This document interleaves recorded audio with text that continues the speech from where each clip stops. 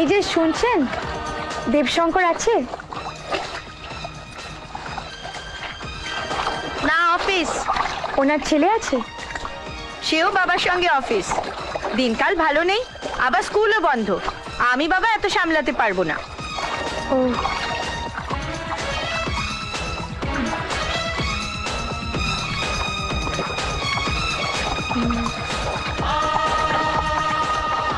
তুমি কে?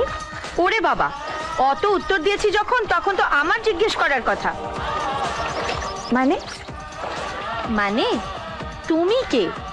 4 বছরের মধ্যে এই প্রথম আমার বাবুকে কেউ খুঁজতে এলো। আমি ওই বাচ্চাটির মা। তুমি কি কোকিল? কাকের বাসায় ডিম দিয়ে আরামে হাওয়া খেয়ে উঠছো? একজন ভদ্রমহিলার সঙ্গে কিভাবে কথা বলতে হয় সেটা বোধহয় তোমায় কেউ শেখায়নি। হ্যাঁ, একেবারে ঠিক বলেছো।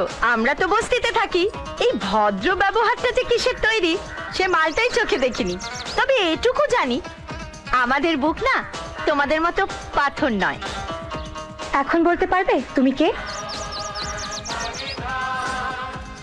একদিনের বাচ্চা ছিল, এখন 4 বছর হয়ে গেল, আর তখন থেকে আজ পর্যন্ত আমি ওর কাছে আছি। এখন জিজ্ঞেস করো কেন? কেন না, তখন সেই দুধের বাচ্চাটার একটা মায়ের দরকার ছিল।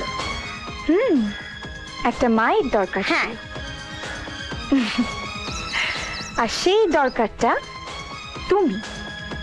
তুমি পূরণ করে দিয়েছো। ওহো, আমি এত বকবক করতে পারবো না। বাবুর জামা কাপড় কাঁচা না হলে কালকে অফিসে পড়ে যাওয়ার মতো কিচ্ছু থাকবে না।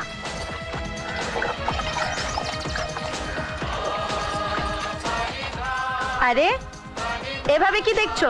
ওখানে খাটিয়া পড়ে আছে, বসো, অপেক্ষা করো। বাবার ছেলে সন্ধ্যের সময় আসবে, অপেক্ষা করো। না, আমি আর এখানে এক মুহূর্তও থাকবো না। অপেক্ষা করার কোনো প্রশ্নই ওঠে না। এখন বেশ বুঝতে পারছি, দেব তো ভালোই আছে।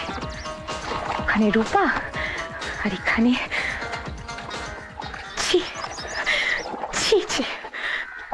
আরে ও মেম সাহেব, চলে গেলে যে?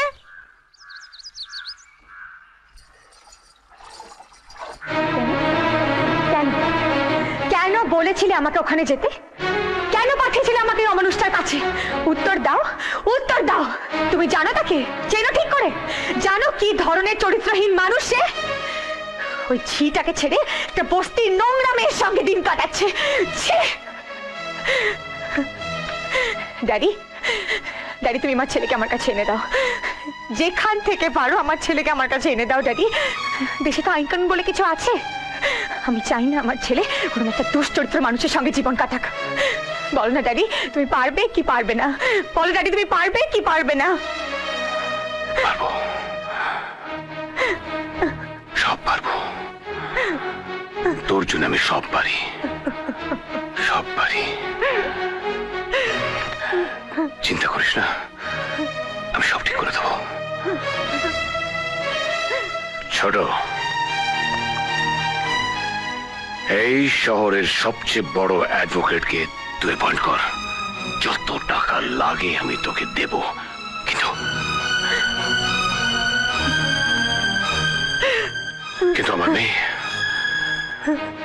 আমার মেয়ে যেন ওর খোকাকে ফিরে পায়, ওকে ফিরে পায়।